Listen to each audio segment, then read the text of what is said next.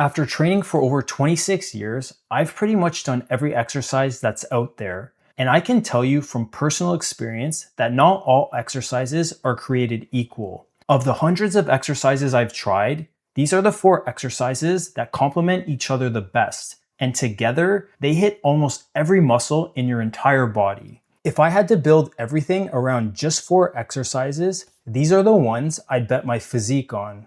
Every good program needs a foundational pressing movement to develop the front side of the upper body. And ideally, it's one you can load heavy and push hard. For me, that's the incline press, without question. If you ask me which exercise I enjoy the most, honestly, I tell you the flat bench or some variation of it. But that's not what this video is about. Your favorite exercise deserves a place in your program, but it should never outweigh one that gives you a better long-term return on your effort and time in the gym. And the incline press fits squarely into this category. The incline press still trains your chest, shoulders, and triceps hard, but it also adds real upper chest development that the flat bench just doesn't give you in the same way. If I only get one pressing movement to build a program around for the rest of my life, I want the one that covers more ground, not the one that lets me load more weight just to stroke my own ego. The incline press will humble you like few exercises can.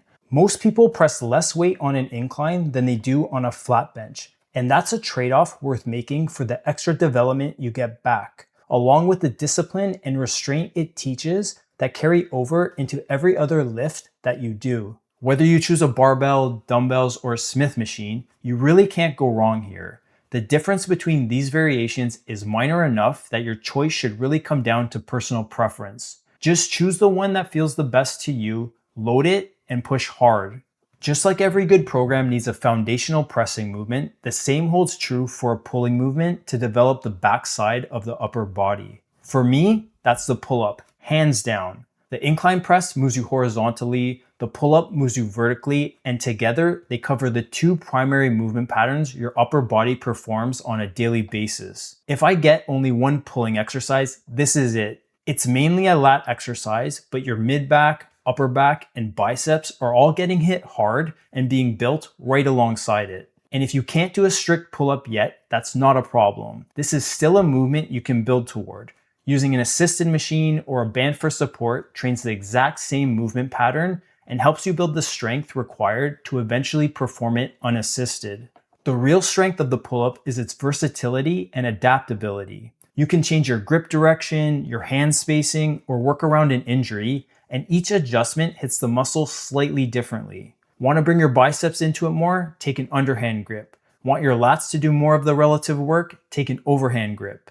The variations are endless, and your choice should really come down to whatever muscles you want to prioritize and whatever feels best for your own body. The pull-up is also one of the best exercises to measure your strength relative to your body weight. If you're carrying extra weight that isn't muscle, you're going to know very fast because it's going to be a lot harder to pull yourself up. That's a level of honesty most exercises will never give you. The squat is the next exercise on this list because honestly, no program is truly complete without this movement pattern. I love training, but I don't think I've ever looked forward to a hard leg day, and the squat is a big reason for that. It's one of the most demanding exercises there is, both physically and mentally, and grinding through a genuinely hard set teaches you to stay composed under real discomfort. It also trains your quads, glutes, hamstrings, and core all at once, reinforces one of the most fundamental movement patterns your body has, and carries over directly into your daily life. You squat every single day, whether you realize it or not. Getting out of a chair, getting in and out of a car, or just picking up something off of the floor. Squat consistently and heavy enough over the years, and it shows, not just in your legs, but in your entire frame. The squat also acts as a movement assessment if you're paying attention closely enough. If your depth or control is off somewhere, whether that's caused by your hips, your knees, or your ankles, a squat will expose that real fast. And that information is valuable because once you know where the restriction is coming from, you can properly address it, and that will help you avoid injury, move better, and keep you training for years to come. Another real advantage of the squat is its versatility. It can be trained for strength, muscle growth, or both at the same time. If raw strength is your main focus, I would generally recommend a barbell squat. But if you're training more for muscle growth, I would lean more towards a hack squat or Smith machine because they give your knees and spine more support, which allows you to squat deeper even if your mobility isn't the greatest. The last exercise on this list is the deadlift.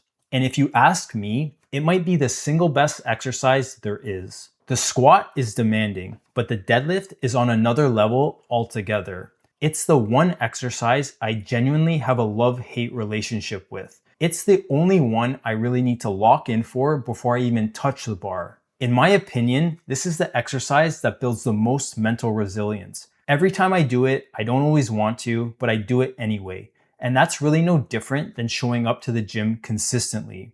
And that's exactly the type of mindset you need to build to keep showing up year after year.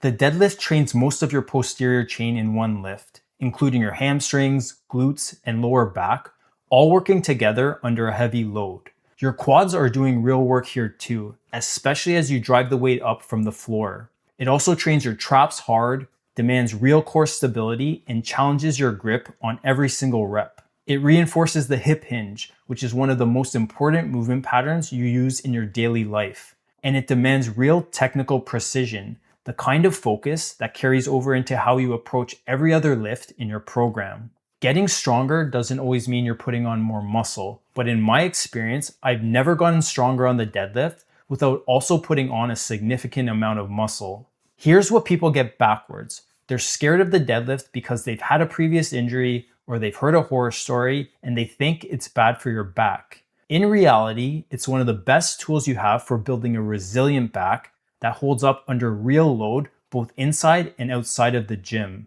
But that's only if you're performing it correctly. If you don't take the time to learn the proper technique, the risk of injury increases significantly. The deadlift isn't a lift you should fear, but you do need to respect it. It's not perfect, the risk of injury is real, and it takes a toll on your entire body if you don't manage recovery properly. But the benefits far outweigh the cost, which is why I still make sure it's in my program at least once a week. For the sake of completeness, these 4 exercises hit almost every muscle in your body, but a few muscles do get left out. And that's mainly your calves, your side delts, and to a lesser extent, your rear delts. Just make sure these muscles are getting direct attention somewhere in your program. And if I had room for a 5th and 6th exercise on this list, it would have to be the overhead press and the chest supported row, because they're excellent vertical push and horizontal pull exercises. After 26 years of training, these are the 4 exercises that have consistently given me the most back. And if I can only keep 4 for the rest of my life, these are the ones I bet my physique on. If you want to work with me one-on-one, there's a link in the description. Subscribe if you want more, and I'll catch you in the next one.